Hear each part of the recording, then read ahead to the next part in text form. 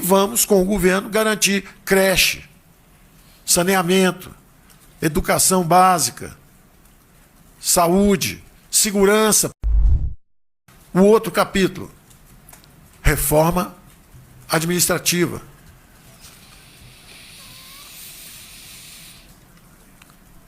A mentalidade de servidor público é adquirida quando você serve a população alguns anos antes de ser efetivado.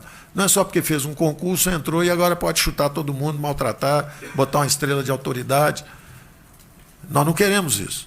E nós sabemos que os funcionários mais experientes são exemplos de comportamento. Eu estou convivendo com os mais experientes aqui, são extraordinários, são exemplos para todos. E as reformas que nós estamos propondo não atingem nenhum direito adquirido de quem já está aqui. Agora, vamos aperfeiçoar isso para frente. O jovem que entrar, em vez de entrar já com um salário quase igual o do Valderi ou do Mansueto, que já está trabalhando aqui há 20, 30 anos, ele entra com um salário mais baixo, compatível com a iniciativa privada. Que história é essa de ter um privilégio? Se for ascensorista da Câmara, ganha 6 vezes o que ganha um ascensorista lá embaixo, numa cidade, na savana. Está errado isso. Isso é um privilégio, isso é inaceitável. Isso conspira contra a imagem do próprio funcionalismo no Brasil inteiro. Então, o que nós vamos fazer daqui para frente? Entra, seja um servidor exemplar, serve 3 anos, 4 anos, dependendo da profissão, do aperfeiçoamento. São 300 e tantas carreiras, vão ser reduzidas para 20 a 30 só.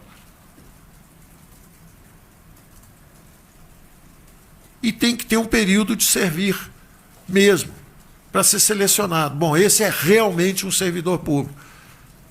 Ganha estabilidade de emprego, sem filiação partidária. Tem filiação partidária, você não é servidor do Estado brasileiro. Você é militante.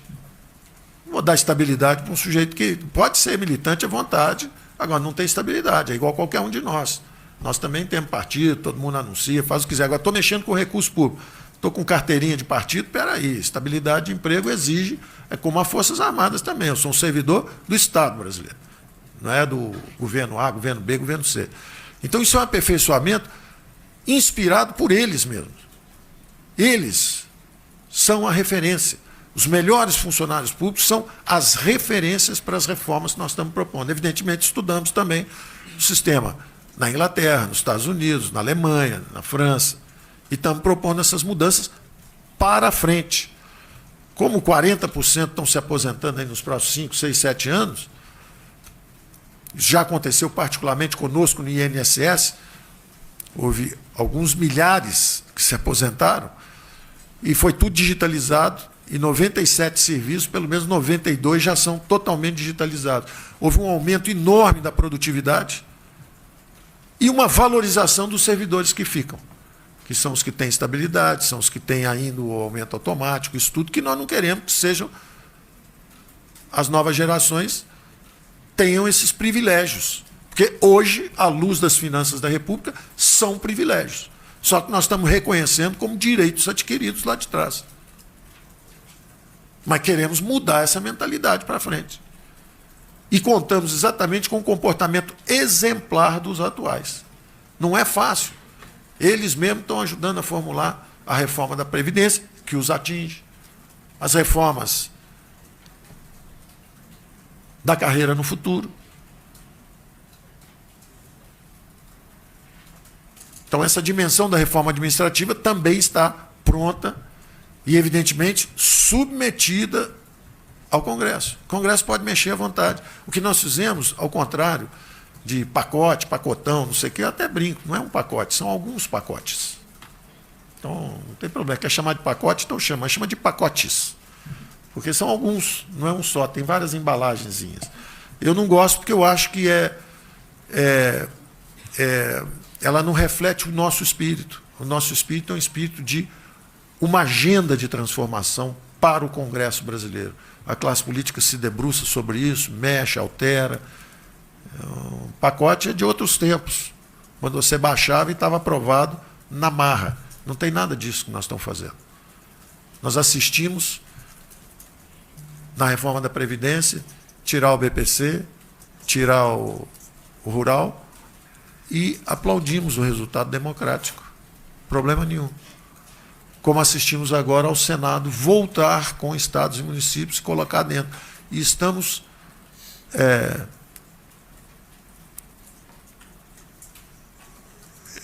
eu diria quase que extasiados com essa possibilidade, porque é realmente espetacular, é um funcionamento espetacular do Congresso. Quer dizer, ele recalibra um pouco a proposta original da Câmara, mas adiciona uma dimensão que faltava, que são os estados e municípios. Isso é espetacular, isso é uma democracia extraordinária, funcionando e calibrando e contribuindo para desenhar um país melhor. Por favor, deixa eu terminar, eu estou quase lá. Então, a outra dimensão são as privatizações, que também é a transformação do Estado. Nós vínhamos com as privatizações nesse início, fizemos IRB, BR Distribuidora, fizemos algumas, testando águas, né, também no início do governo, não adianta querer vender muito no início do governo, justamente os mercados estão melhorando, estão antecipando melhoras para o futuro, estão avançando, só que no ritmo convencional, as privatizações levavam 2 anos e 6 meses, uma coisa assim. É tempo demais, acaba o governo e você não consegue fazer. E, afinal de contas, foi parte da campanha. A população votou nessa transformação do Estado brasileiro. Isso, na verdade, é para liberar recursos para saúde, educação, saneamento. É a transformação do Estado, vamos sempre lembrar disso. Em vez de ter uma opção de estatais aparelhadas politicamente, viraram focos de corrupção. Os senhores ouviram falar do mensalão? Foi no Correios. Os senhores ouviram falar do Petrolão? Foi na Petrobras. Os senhores ouviram falar de problema na Caixa Econômica Federal? Então não vamos esquecer disso. Nós falamos bastante sobre isso, de como a estatização ameaçou a democracia brasileira com corrupção, além de estagnar a economia. Um Estado aparelhado não investe, não deixa o setor privado investir, ainda vira foco de militância e corrupção política. Nós temos que transformar um Estado. Isso foi um compromisso de campanha. Então, se existe uma aliança política de centro-direita, ela tem que trabalhar nisso e tem que criar um fast track. Então, esse vai num projeto de lei de privatizações, que é a transformação. E, finalmente, temos também a reforma tributária. Reforma tributária nossa tem um pilar que conversa perfeitamente com a proposta que está na Câmara, que é a do IVA. Nosso IVA dual conversa com a proposta do IVA. Tem o outro pilar dos impostos indiretos, do excise tax, que conversa com a do Raul, que está no Senado. E tem um terceiro pilar, que envolvia desoneração de folhas, inclusive de pagamentos, e esse pilar foi derrubado por opiniões também, que estavam aí contra uma modalidade que tivesse um foco, uma base tributária diferente, que não fosse só consumo e renda. Você diversificando, você pode ter alíquotas bem mais baixas em todas as modalidades. Isso nos forçou a recalibrar todos os cálculos. Terminamos praticamente, estamos prontos para entrar, só que ela entra numa comissão mista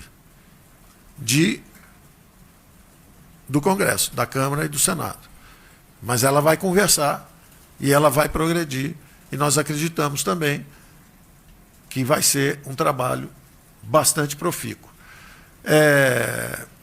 Essas dimensões andam em velocidades diferentes. Imaginem, analisar 280 fundos vai levar um tempo. Já uma reforma administrativa pode ser até que no final do ano já esteja aprovada. O pacto, essa construção também da descentralização de recursos, pode ser que já esteja aprovada no Senado. Não sei ainda se na Câmara também até o fim do ano. Quer dizer, então, isso vai andar em velocidade diferente. Não tem problema nenhum. É um Congresso numa democracia vibrante, funcionando perfeitamente e redesenhando o Estado brasileiro.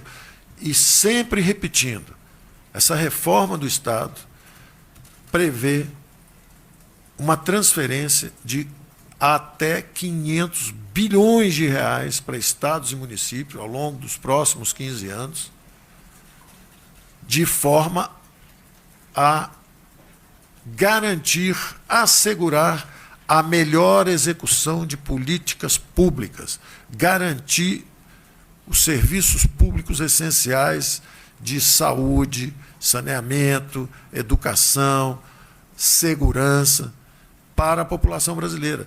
Então, é algo, quando as pessoas olham para um pedaço, falam, você está vendendo estatal por quê? Para que o seu filho tenha melhor educação, saúde, saneamento. É por isso que nós estamos vendendo uma estatal. Para, em vez de ficar sendo um foco de corrupção, de desvio de recursos, de paralisia de investimento público, que seja outra coisa. E quem está pedindo isso não sou eu, não. É a ordem democrática. É a democracia que está pedindo esses recursos. Nada contra a estatal. Só que os recursos são necessários para a saúde, habitação, para outras coisas. Então, vamos usar recursos privados para fazer chapa de aço, para fazer perfuração de petróleo, para entregar carta. Deixa o setor privado cuidar disso. E vamos, com o governo, garantir creche, saneamento, educação básica, saúde, segurança